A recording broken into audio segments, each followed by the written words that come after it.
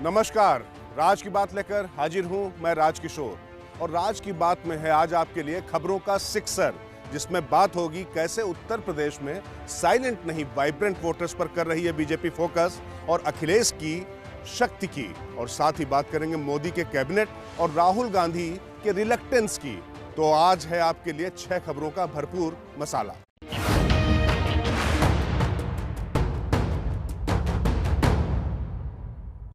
कांग्रेस भले ही सत्ता में ना हो, लेकिन उसके भीतर उठने वाले बवंडर थमने का नाम नहीं लेते हैं। फिलहाल पंजाब और राजस्थान, जहां पर उनकी सरकारें हैं, वहां पर कैसे बवंडर के थपेड़े आ रहे हैं। पंजाब को लेकर स्थितियां आपके सामने हैं, राजस्थान भी आर पार के मूड में है। लेकिन यहां राज की बात वास्तव में राजस्थान के बहाने कैसे कांग्रेस के असमंजस और लोकतंत्र के पाखंड पर छिपी हुई है। इतना ही नहीं, कैसे भाई और बहन यानी राहुल और प्रियंका के बीच में पारदर्शिता नहीं है, इसे समझने के लिए जरा नजर फिराते हैं घटनाक्रम पर। पंजाब की पॉलिटिक्स पर आलाकमान तत्काल सक्रिय हुआ, लेकिन राजस्थान का मामला तपिश भरा बना हुआ। सचिन पायलट के तेवर गर्म है, राहुल कोई संज्ञान नहीं ले रहे और प्रियंका गांधी शिमला की वादी हुई। तो सवाल ये कि बवाल को साधेगा कौन? सवाल इसलिए क्योंकि राज की बात यह है कि पार्टी से लेकर परिवार में चलती तो राहुल की है, लेकिन कोई विकट स्थिति आ जाए तो डैमेज कंट्रोल की भूमिका में प्रियंका गांधी दिखती है। 1 साल पहले जब राजस्थान में बवाल हुआ था, तब भी राहुल गांधी हमेशा की तरह अनिर्णय की स्थिति में थे। तब बहन प्रियंका गांधी ने कमान संभाली थी और सचिन पायलट को राहुल के सामने बैठाकर परिवार की दोस्ती का हवाला देकर, रिश्तों का हवाला देकर मना लिया था और ये भी वचन दिया था कि उनके खेमे के विधायकों का राजस्थान में ख्याल रखा जाएगा।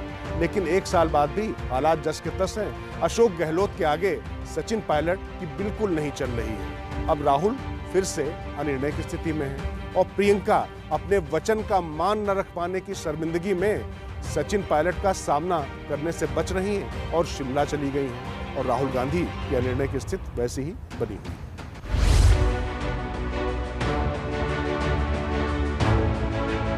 विरोधाभास देखिए, जो राहुल युवाओं को आगे लाने के पैरोकार हैं, उनके राज में युवा ही सबसे लाचार नजर आ रहे हैं। सचिन पायलट अध्यक्ष पद या उप मुख्यमंत्री पद सबसे गए ही, लेकिन गहलोत ने उनके समर्थक माने जाने वाले विधायकों को भी पूरी तरीके से हाशिए में डाल दिया। राहुल प्रियंका के वचन का मान भी नहीं रख रहे हैं राजस्थान में। ऐसे में प्रियंका से ही उम्मीद लेकर आए पायलट का सामना करने से बचने के लिए प्रियंका शिमला में आराम फरमा रही है। अब राहुल से ये हालात संभल पाएंगे या वाकई वो संभालना भी चाहते हैं, एक बड़ा सवाल है। और दूसरा और बड़ा सवाल है कि आखिर जब ऐसा कोई संकट आता है तो आगे बढ़कर उसके समाधान के लिए क्यों नहीं आते हैं, और जो आगे जाता है फिर उसकी बात का वो मान क्यों नहीं रखते हैं, चाहे वो बहन प्रियंका ही क्यों ना हो। और सबसे बड़ी बात कि जब हर फैसले में राहुल की ही चलनी है तो आखिर वो फैसला क्यों नहीं लेते हैं, जैसा कि इस मसले में हो रहा है। और राज की बात में अब सबसे बड़े सवाल पर आते हैं, जो कि आरोप राहुल गांधी लगाते हैं बीजेपी पर कि वहां पर आंतरिक लोकतंत्र नहीं है। लेकिन अब आपको कुछ घटनाएं बताते हैं जो ये साबित करती हैं कि लोकतंत्र की वकालत करने वाला राहुल गांधी कैसे सबसे ज्यादा अपने मुफीद समीकरणों को साध कर ही आगे बढ़ना चाहता है। राज की बात ये कि कांग्रेस पार्टी के अध्यक्ष भले राहुल गांधी नहीं है, लेकिन होता वही है जो राहुल चाहते हैं। सिद्धांतों की सतह पर अध्यक्ष तो सोनिया गांधी है, लेकिन जमीन पर जमाना राहुल का ही चल रहा है। पार्टी में कौन आएगा, कौन जाएगा, कौन बुलाया जाएगा, कौन जाने पर मजबूर कर दिया जाएगा, सारे फैसले राहुल के ही होते हैं। और यही वो नीति है जिस पर कांग्रेसी गुंबा और राहुल गांधी गाहे बगाहे बीजेपी पर मुखर होते रहते हैं और यह बताने की कोशिश होती है कि बीजेपी में आंतरिक लोकतंत्र ही नहीं तो भला देश में उनसे क्या उम्मीद की जाए। वैसे तो सितंबर माह में कांग्रेस की वर्किंग कमेटी यानी CWC, जो कि उसकी सबसे शक्तिशाली बॉडी है, उसकी बैठक होनी है और माना जा रहा है कि उसमें राहुल गांधी को अध्यक्ष चुन लिया जाएगा। लेकिन राहुल अध्यक्ष चुने जाने से पहले CWC को भी अपने हिसाब से सेट कर लेना चाहते हैं। वैसे तो राहुल का सियासी लोकतंत्र की दुहाई वाला खेल जारी है, लेकिन ये देखने वाली बात है कि वाकई वो उसी सतह पर कहां पर खड़े हुए हैं। क्योंकि जो मौजूदा CWC है उनके मेंबर्स को हटाकर वो अपने लोगों को वहां पर सेट करके आगे बढ़ना चाहते हैं।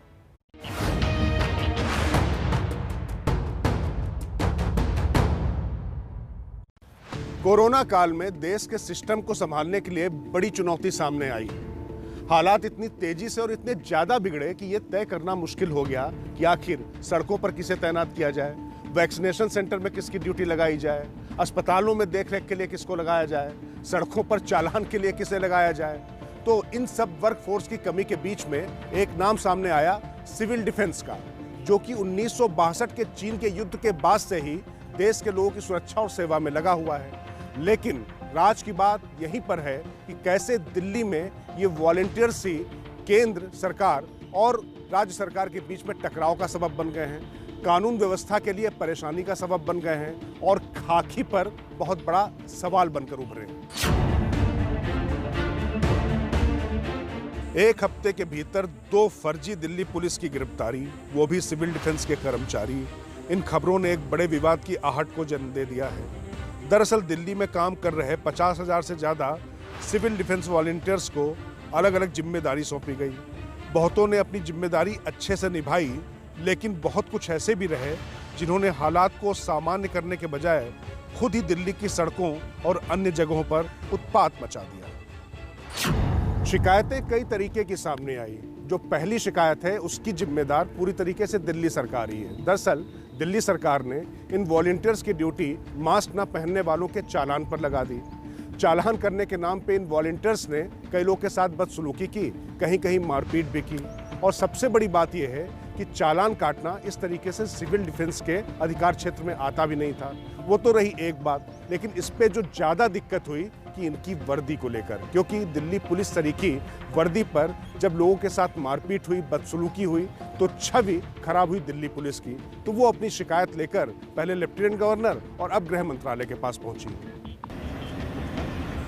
इस बीच सिविल डिफेंस के कई वॉलंटियर ने जो हरकतें की, उससे दिल्ली पुलिस की छवि पर सवाल उलटने लगे। मसलन चालान के साथ ही साथ मौजपुर, दिल्ली रेलवे स्टेशन और अन्य जगहों पर हुए बवाल में भी दिल्ली सिविल डिफेंस ने कानून व्यवस्था की धज्जियां उड़ा दी। इन सबके बीच सबसे ज्यादा हैरानी की बात रही कि दिल्ली सरकार ने बार बार हो रहे बवाल के बाद भी इन मामलों का संज्ञान नहीं लिया। इसके पीछे भी एक राज की बात है, वो ये कि दिल्ली में सिविल डिफेंस वॉलंटियर की संख्या 50,000 के पार है और दिल्ली की केजरीवाल सरकार इन्हें एक पुख्ता वोट बैंक के तौर पर देखने लगी है।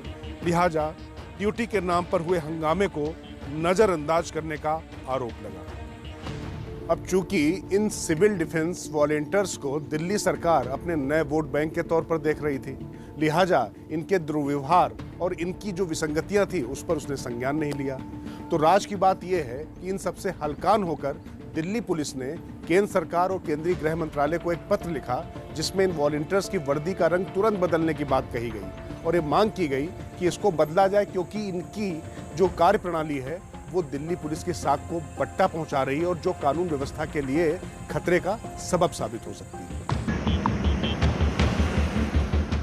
क्योंकि खाकी रंग की वर्दी की वजह से तमाम लोग इन्हें पुलिस समझ लेते हैं और पुलिसिया रौब दिखाकर ये लोग लोगों का शोषण करने पर उतर आते हैं। लोगों को लगता है कि ये होमगार्ड की तरह दिल्ली पुलिस के साथ हैं, या कुछ कम पढ़े लिखे लोग इन्हें पुलिस ही समझ लेते हैं। दिल्ली पुलिस की तरफ से दिए गए पत्र के बाद केंद्र सरकार क्या फैसला लेती है ये तो वक्त बताएगा, लेकिन इस बात की आशंका स्पष्ट है कि अब दिल्ली सिविल डिफेंस की वर्दी को लेकर भी केंद्र राज्य का टकराव सिर उठा सकता है। दिल्ली बीजेपी तो पहले ही उपराज्यपाल से सिविल डिफेंस वॉलंटियर्स की वर्दी का रंग बदलने की मांग कर चुकी है और यहीं से केजरीवाल सरकार के साथ टकराव की नौबत भी तैयार हो रही है, क्योंकि वो इनमें अपना वोट बैंक देख रही है। लेकिन जो इसकी भुक्तभोगी है दिल्ली पुलिस, उसके पत्र के बाद साइड इफेक्ट्स क्या होते हैं ये देखने वाली बात होगी।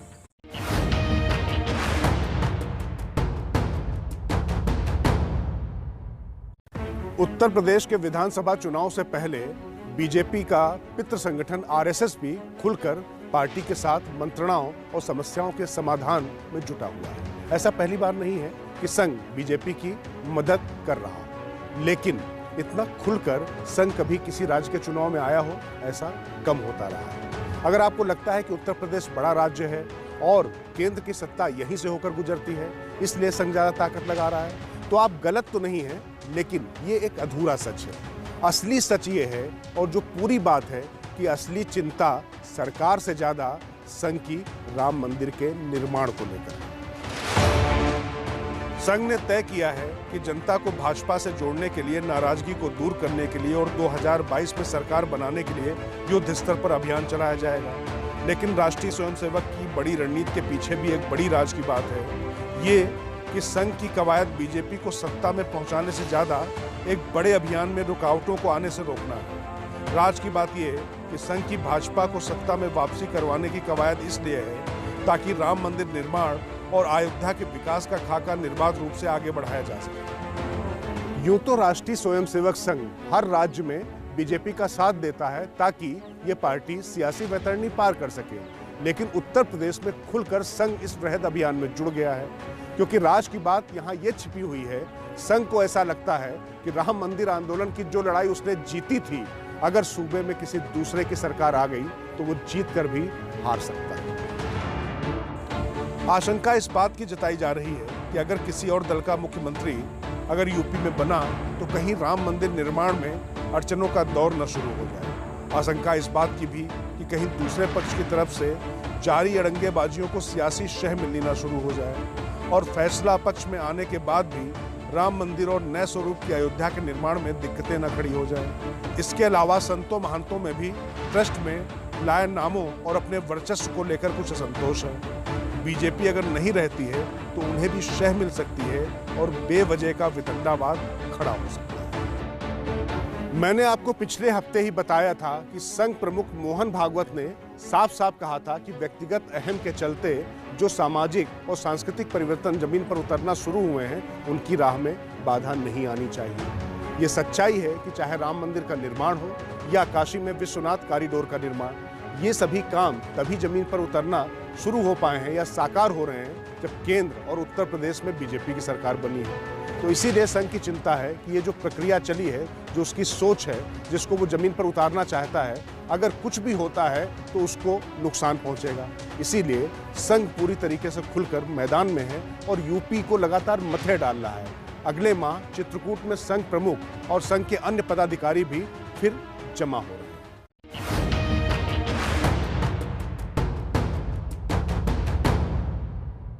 केंद्र में मोदी सरकार बनने के बाद पिछले 7 सालों में पहली बार इस तरीके से संघ स्थानीय नेताओं, राष्ट्रीय नेताओं के साथ बैठकों और मंथनों का दौर चला है। ये अपने आप में एक वक्तव्य है कि बीजेपी और संघ परिवार समझ रहा है कि अब संगठन और सरकार के कील कांसे दुरुस्त करने की जरूरत है, क्योंकि अगले साल न सिर्फ उत्तर प्रदेश समेत 4 राज्यों में चुनाव है, बल्कि 2024 को भी ध्यान में रखना है। तो हम आपको बता दें, इसी क्रम में जो परिवर्तन होने वाले हैं उसमें सबसे बड़ा बदलाव मोदी की कैबिनेट में देखने को मिलेगा। मतलब पीएम मोदी अपने मंत्रिमंडल में मेजर सर्जरी का मन बना चुके हैं। मोदी का केंद्रीय मंत्रिमंडल विस्तार सिर्फ रस्म अदायगी या कुछ पदों को भरने या खाली करने तक सीमित नहीं रहेगा। कोरोना महामारी के बाद पूरी दुनिया और देश के हालात हर आयाम पर बदले हैं। सामाजिक, राजनीतिक और आर्थिक सभी मोर्चों पर विकट परिस्थितियों से देश को सामना करना पड़ रहा है। चूंकि भारत के भीतर नीतिगत स्तर पर कुछ बड़े परिवर्तनों की शुरुआत थी, लिहाजा इन हालात में देश के सामने चुनौतियां भी ज्यादा हैं। इसमें कोई राज नहीं कि पीएम मोदी अपने 7 सालों के कार्यकाल में फिलहाल देश में सबसे ज्यादा नकारात्मक माहौल का सामना कर रहे हैं। लेकिन निर्विवाद रूप से यह भी उतना ही बड़ा सच है कि अभी देश में सबसे ज्यादा लोकप्रिय नेता भी मोदी हैं। लेकिन जिस तरीके से कोरोना की दूसरी लहर के बाद नकारात्मकता बढ़ी है और विपक्ष ने जोरदार हमला बोला है, उसमें बदलाव संगठन, सरकार और कार्यप्रणाली में बदलाव से ही हो सकता है। तो ये बदलाव पर ही है राज की बात कि कैसे केंद्र से लेकर राज्यों में, प्रदेश और संगठन में बड़ा फेरबदल होने जा रहा है। मंथन चिंतन का सबब भी यही था। कुछ भी झटके में करने का फायदा ना तो राजनीतिक तौर पर होता, ना ही प्रशासनिक दक्षता पर उसका असर पड़ता। इसलिए राज्यों के समीकरणों और जरूरतों का आकलन करने के बाद अब पीएम मोदी अपने मंत्रिमंडल का विस्तार करने जा रहे हैं। राज की सबसे बड़ी बात यही है कि इस दफा विस्तार या फेरबदल से पहले पीएम ने हर स्तर पर गहन मंत्रणा की है। सभी मंत्रियों को बुलाकर उनके मंत्रालयों की समीक्षा की गई। उनसे कार्यों की प्रगति और देरी पर खरे खरे सवाल जवाब हुए। सबका रिपोर्ट कार्ड भी तैयार हुआ। इतना ही नहीं, राज की बात यह है कि मोदी ने पहली बार कैबिनेट विस्तार से पहले अपने टीम के वरिष्ठ मंत्रियों से भी उनकी राय जानी। जी, राज की बात यह है कि पीएम मोदी ने सरकार के कामकाज, मंत्रालयों के कामकाज की समीक्षा तो की ही, साथ ही समीक्षा के बाद अपने वरिष्ठ मंत्रियों के साथ में उस पर गहनता से चर्चा की। केंद्रीय गृह मंत्री अमित शाह, रक्षा मंत्री राजनाथ सिंह, नितिन गडकरी जैसे मंत्रियों के साथ साथ बीएल संतोष जो कि राष्ट्रीय संगठन मंत्री हैं और बीजेपी अध्यक्ष जेपी नड्डा भी इस बैठक में मौजूद थे। मोदी ने मंत्रियों से दो टूक पूछा कि उनके हिसाब से इस मंत्रिमंडल में किन मंत्रियों को नहीं होना चाहिए। मतलब मंत्रियों की छवि, सक्रियता और दक्षता को लेकर था। यह पहली बार है कि मोदी मंत्रिमंडल विस्तार से पहले अपने पुराने और वरिष्ठ मंत्रियों से भी बातचीत कर रहे हैं। राज की बात यह कि स्वास्थ्य और शिक्षा के क्षेत्र में काम अपेक्षित न होने की बात ज्यादातर लोगों ने की है। वैसे मोदी कैबिनेट में कुछ नए नाम, मसलन सर्बानंद सोनोवाल और ज्योतिरादित्य सिंधिया का आना तय है और उत्तर प्रदेश से प्रखर ब्राह्मण छवि वाला एक नेता भी लाया जाएगा। इसके साथ एससी और ओबीसी में भी संतुलन साधा जाएगा। लेकिन सबसे बड़ी बात है जो राज की है कि कई चौंकाने वाले बड़े नाम होंगे जिनकी मोदी मंत्रिमंडल से विदाई हो सकती है।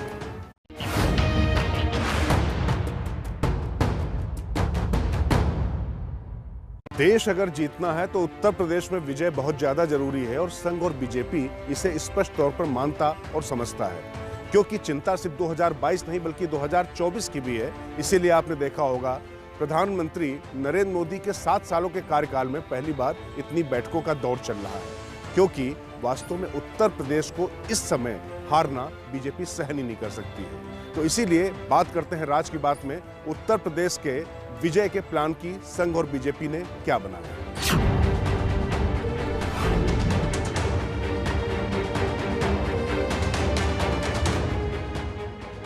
इस प्लान के तहत संघ परिवार और बीजेपी साइलेंट नहीं, वाइब्रेंट वोटर पर फोकस करेगी। ये वाइब्रेंट वोटर क्या है आपको आगे बताएंगे। उससे पहले एक और बात, यूपी में पूर्ववर्ती अखिलेश सरकार के समय में हुए काम जिनका उद्घाटन योगी आदित्यनाथ ने मुख्यमंत्री बनने के बाद किया, उनके प्रचार से परहेज किया जाएगा।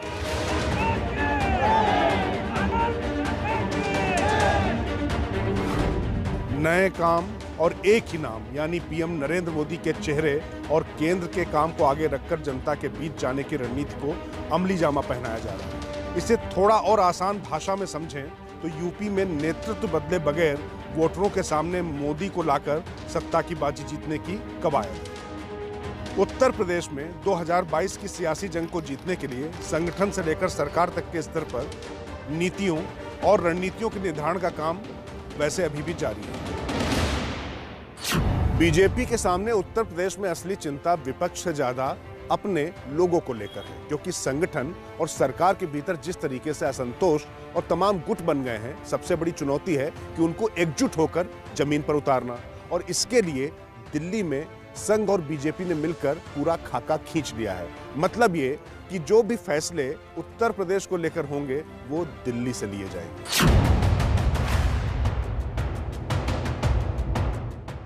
भारतीय जनता पार्टी ने बूथ स्तर से लेकर बम्पर वोटिंग तक होने वाली हर जतन पर जद्दोजहद शुरू कर दी है। सियासत को साधने के लिए रणनीति की बात करें तो पहली यह है कि अब यूपी में जो भी फैसले और काम सरकार और संगठन के स्तर पर होंगे, उनकी कमान और मॉनिटरिंग आला कमान के पास होगी।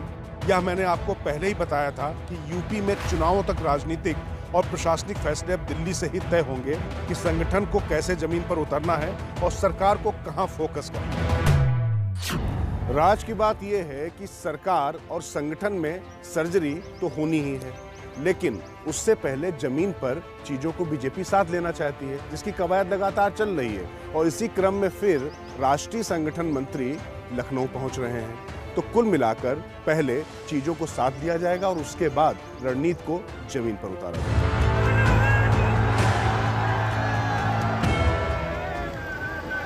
दरअसल कोरोना के बाद जिस तरह के हालात बने हैं वह बीजेपी की एक कमजोर नब्ज है। इसके मद्देनजर पूरा संगठन और सरकार विपक्ष के आरोपों का जवाब तथ्यों के साथ देगी। हमलावर विपक्ष को कोरोना पर उनके बयानों से काटा जाएगा। साथ ही सरकार ने किस तरीके से इस बीमारी से लड़ा उसका हिसाब दिया जाएगा। हालांकि इससे पहले हर कोरोना पीड़ित परिवार तक पहुंचना जरूरी होगा ताकि उसके गुस्से और गम को कम किया जा सके। राज की बात यह है कि बीजेपी चुनाव से पहले दो तरीके से जनता से जुड़ने का प्लान बना रही है। पहला खाका तो यह है कि इस बार साइलेंट वोटर्स की जगह वाइब्रेंट वोटर्स को फोकस में रखकर पार्टी आगे बढ़ेगी। वाइब्रेंट वोटर्स का मतलब ये कि ऐसे भाजपा और खास तौर से मोदी समर्थक जो खुद तो वोट दें ही सड़क पर पार्टी के लिए लड़ाई लड़ सकें, विरोधी दलों से या विचारों से टकरा सकें और पार्टी की योजनाओं को आम लोगों तक पहुंचा सकें। लेकिन योजनाओं को आम जनता तक पहुंचाने के लिए भी एक प्लानिंग हुई है जो राज की बात है। राज की बात यह है कि बीजेपी उत्तर प्रदेश में वाइब्रेंट वोटर्स पर ही फोकस कर रही है। वाइब्रेंट यानी जीवंत, युवा, ऊर्जा से लबरेज वो लड़के जो बीजेपी की बात जनता के बीच में जाकर पूरे दमखम के साथ रख सके और चाय की दुकानों से लेकर खेल के मैदानों तक बीजेपी के नेता और उनके कार्यकर्ता इसको लेकर अभियान चलाएंगे, क्योंकि उनका मानना है कि ये ऊर्जा से लबरेज शक्ति जब सड़कों पर उतरेगी तो जो विपक्ष के प्रहार हैं या जो निगेटिविटी है वो काफूर हो जाएगी।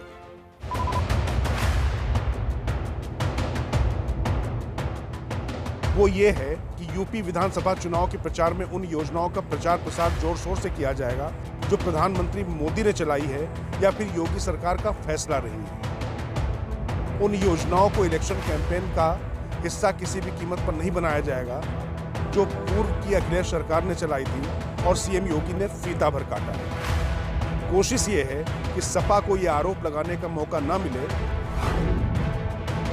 बीजेपी सरकार अपना बता रही है। दरअसल तमाम चिंतन और मंथन के बाद संघ और बीजेपी के कार्यकर्ताओं ने पाया कि बीजेपी का ट्रम्प कार्ड उत्तर प्रदेश में अभी भी सिर्फ और सिर्फ नरेंद्र मोदी है, क्योंकि ना सिर्फ मोदी की छवि अभी भी गरीबों के बीच में अच्छी है, चाहे मिडिल क्लास हो या अपर क्लास हो, उन पर अभी भी भरोसा रखता है। कुछ मुद्दों को लेकर, खास तौर से कोरोना के दौरान जिस तरीके के हालात बने, उनको लेकर कहीं न कहीं निराशा जरूर है, लेकिन उम्मीद अभी सिर्फ मोदी से है। इसीलिए मुख्यमंत्री भले ही योगी रहें, लेकिन चुनाव लड़ा जाएगा मोदी के चेहरे पर, उनकी विकास योजनाओं पर। मतलब ये कि कुल मिलाकर चुनाव उत्तर प्रदेश का फिर से एक बार मोदी के नाम पर हो।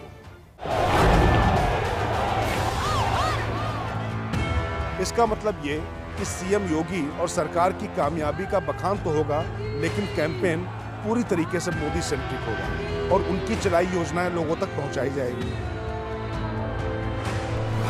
मसलन आंतरिक और बाह्य सुरक्षा पर मोदी सरकार की उपलब्धि, किसानों को सम्मान निधि और डीएपी की कीमत में कमी, राम मंदिर निर्माण पर फैसला आते ही बिना देर किए निर्माण की कवायद का आरंभ, साथ ही कोरोना काल में लोगों तक मुफ्त अनाज पहुंचाने की योजना भी लोगों तक पहुंचाई और बताई जाएगी। इसी तरह से यूपी सरकार के कामकाज की बात करें तो Purvanchal expressway, Chambal expressway, film city, जेवर एयरपोर्ट, 5 लाख रोजगार और कोरोना काल में अनाथ हुए बच्चों के भरण पोषण का मामला चुनाव कैंपेन का हिस्सा बनाया जाएगा। मतलब साफ है कि चुनाव विकास के मुद्दे पर लड़ा जाएगा और चूंकि बानगी केंद्र की तरफ से ज्यादा है, लिहाजा प्रचार मोदी सेंट्रिक ही रहेगा।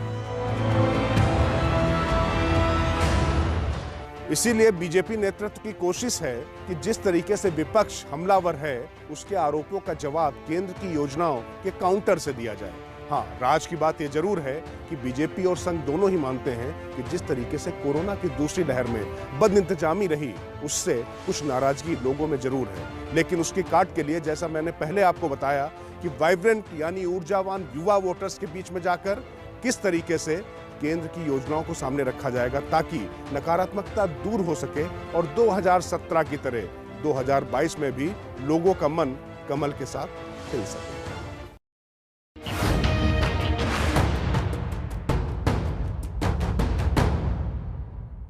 आजकल बिहार के चाचा भतीजे बड़ी चर्चा में हैं, वहीं उत्तर प्रदेश के भी चाचा भतीजे चर्चा में हैं। लेकिन बिहार के चाचा भतीजों यानी चिराग पासवान और पशुपत पारस की तरह झगड़े की वजह से नहीं, बल्कि अखिलेश यादव और शिवपाल यादव के बीच में जो तलखी या जो दुश्मनी थी वो कैसे एक तरीके से भले ही दोस्ती में ना लेकिन झगड़ा खत्म करने की तरफ बढ़ चुकी है। बात सिर्फ इस दोस्ती की नहीं है, दरअसल राज की बात छिपी हुई है अखिलेश यादव की इसी सोपान चढ़ने की प्रवृत्ति पर कि कैसे वो अपना घर दुरुस्त करने के बाद अब वहां पर नए समीकरणों से लैस होकर बीजेपी को चुनौती देने जा रहे हैं।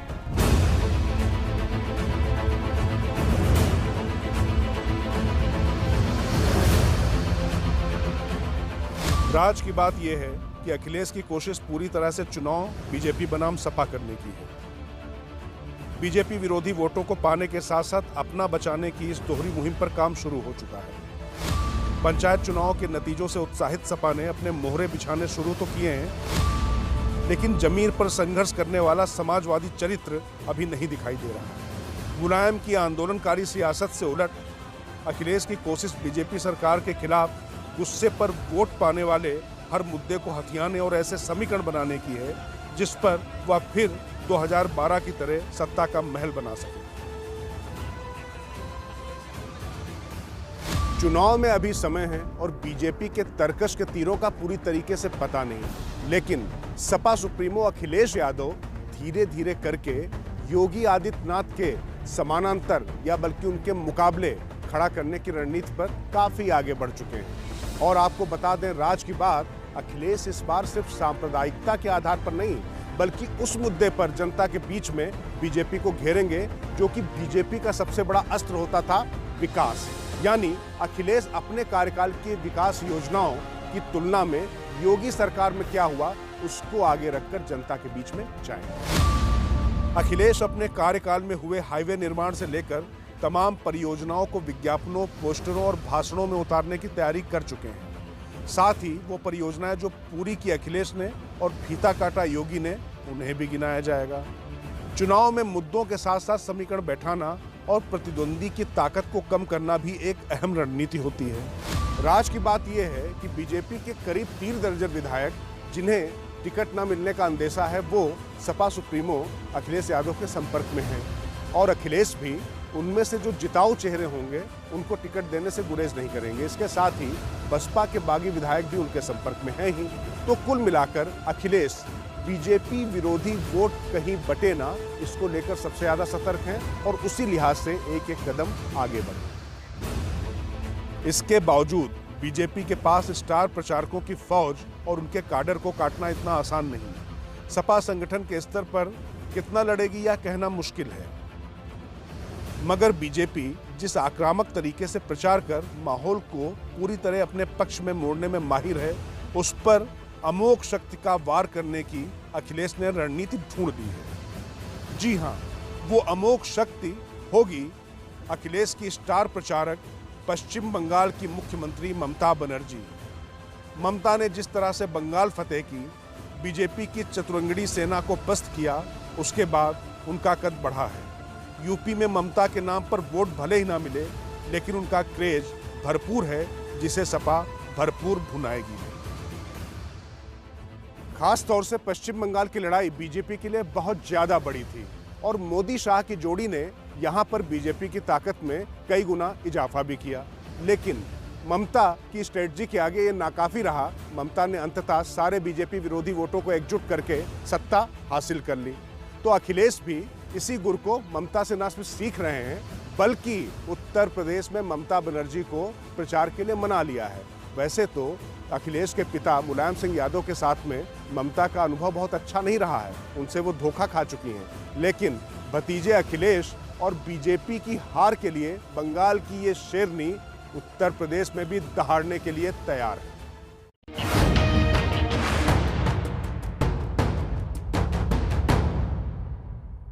तो राज की बात में इस हफ्ते इतना ही। अब मुझे दीजिए इजाजत। अगले हफ्ते रविवार रात 8 बजे फिर होगी आपसे मुलाकात। तब तक देखते रहिए एबीपी न्यूज, आपको रखे आगे।